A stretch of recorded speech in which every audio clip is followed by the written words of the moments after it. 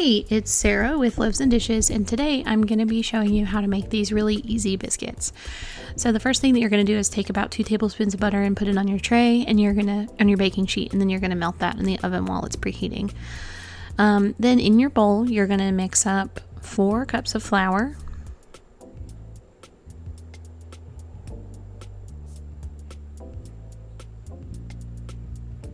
And I was using a 1/2 scoop measure, so it might look like I dipped in there more than 4 times, and it's because I did, because I was using a 1/2 cup.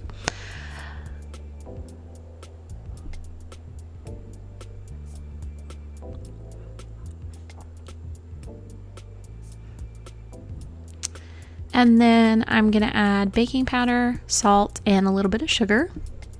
And then I'm just going to mix that up really quickly. And I am using a whisk for this first part because we're getting ready to add Crisco to this.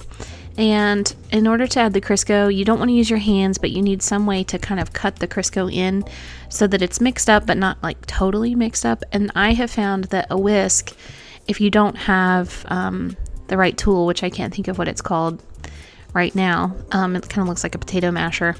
If you don't have that, a whisk works really well. The only problem with the whisk is that the Crisco will clump up inside the whisk, and you just shake it out.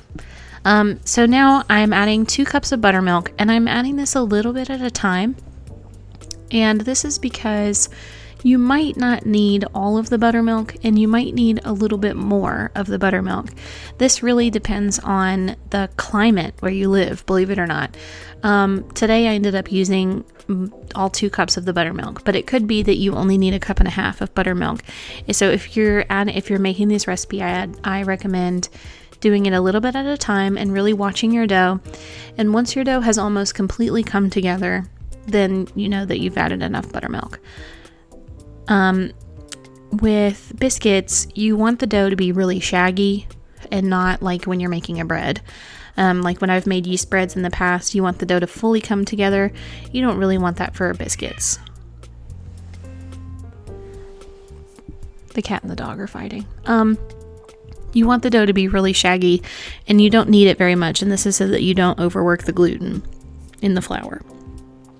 So you can see my dough hasn't completely come together, but it will once I knead it.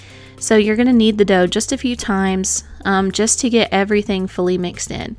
And I am, you can see that like the parts that are not mixed in yet, I am grabbing those, putting them in the middle and smushing them down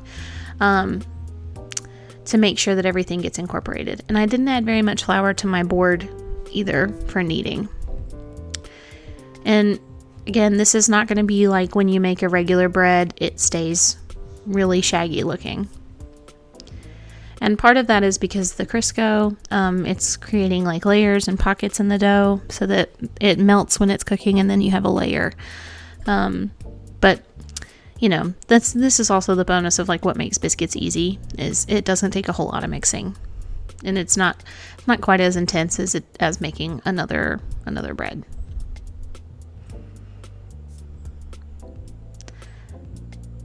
So you can see everything has kind of come together. Now I have my rolling pin, and I'm going to roll that out until it's about 1 inch thick.